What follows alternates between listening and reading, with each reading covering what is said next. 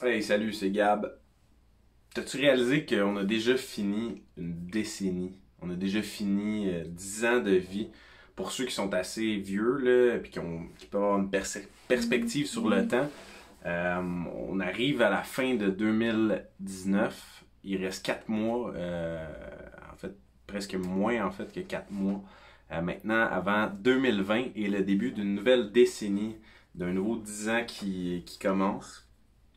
Puis pour moi, c'est intéressant parce que quand je pense de 2010 à 2020, qu'est-ce que j'ai réalisé, ça tombe à une belle période parce que en 2010, je sortais du secondaire. Puis pour mes amis, ceux qui me connaissent depuis le secondaire, il s'en est passé des affaires, là. Je pense que tout le monde qui a à peu près mon âge, 25 ans, 26 ans, vous allez être d'accord, il s'est passé énormément de choses, on dirait, dans les 10 dernières années, depuis 2010.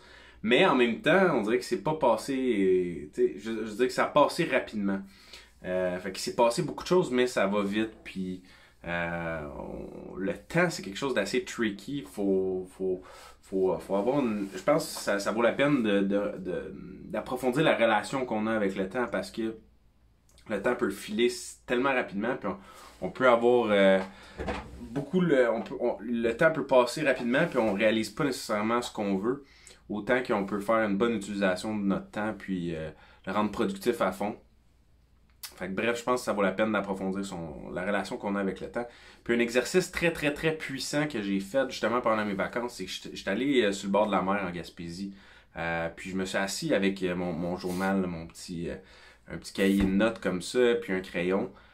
Puis j'avais pas de réseau là-bas, j'avais fermé mon cellulaire en fait. Fait que la seule chose qui pouvait me distraire, c'était le bruit des mouettes ou des vagues sur le bord de l'océan. Puis, c'est pas obligé de faire l'exercice dans un contexte aussi exotique, mais je te recommande de faire cet exercice-là, là, de t'éloigner, prendre un moment dans un café pour aller résumer en fait tes 10 dernières années de vie.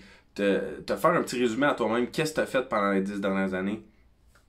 Te remémorer des souvenirs, un peu l'exercice en fait ça commence juste tu t'assois avec ton journal quelque part de tranquille et avec un crayon puis pas de distraction, tu essaies d'éliminer les cellulaires puis toute chose qui peut te distraire ou te déranger puis tu te donnes au moins au minimum 1 heure et plus là, pour faire ce résumé là puis là tu commences en 2010, tu te dis qu'est-ce que tu faisais en 2010.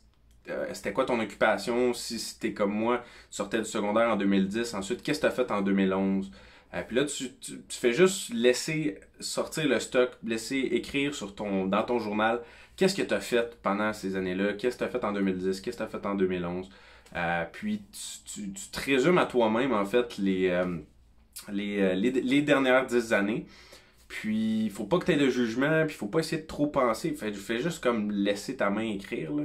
Puis, écris du stock, puis c'est quoi qui s'est passé pendant les 10 dernières années. Tu commences en 2010, 2011, 2012, 2013, 2014, puis tu vas voir qu'il y a plein de souvenirs que ça te rappelle. Ça te fait réaliser aussi que tu as accompli des choses pendant ces années-là. Tu as mené à terme des projets, tu as connu de nouveaux mondes, tu as fait des nouvelles rencontres, tu as pris des décisions, fait que t'as fait plein d'affaires, tu sais, moi entre autres, j'ai fait un enfant, je suis rendu père et j'ai connu ma femme, ma blonde, que j'ai demandé en mariage en 2016, 2017, dans ces années-là. Puis il faudrait que je retourne à mon résumé, mais bref, tout ça pour dire que tu traces les 10 dernières années de ta vie un peu, qu'est-ce que t'as fait, puis ensuite, la deuxième partie de l'exercice, c'est t'écris dans ton livre, c'est quoi que tu veux faire pendant les 10 prochaines années. Donc de 2020 à 2030, on a 10 ans qui s'en vient. Si la Terre nous le permet, puis si les conditions climatiques nous le permettent, puis si ton corps te le permet aussi. Mais théoriquement, t'as un autre 10 ans qui s'en vient. Fait que, qu'est-ce que tu veux faire avec ça? C'est quoi que t'as comme plan pendant les 10 prochaines années que tu veux réaliser? Puis juste de te remettre en contexte sur les 10 dernières années, tu vas voir que tu as beaucoup de temps quand même de disponible dans 10 ans. Là. Tu peux faire beaucoup de choses quand même. Mais il faut pas les regarder passer non plus comme si c'était acquis. Il faut respecter ce temps-là qui passe dans ta vie, puis respecter chaque moment, chaque semaine, chaque journée, chaque année qui passe dans ta vie pour en faire le plus possible avec ça. Fait que bref, c'est ma recommandation à toi aujourd'hui, c'est essaye ça, essaye cet exercice-là, va-t'en dans un café, va-t'en sur le bord de l'eau, une table de pique-nique, quelque chose, vas-y tout seul avec un cahier, un crayon, that's it, that's all.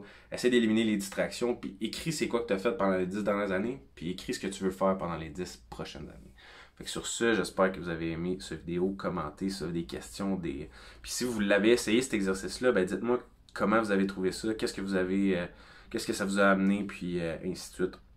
Salut tout le monde, ciao!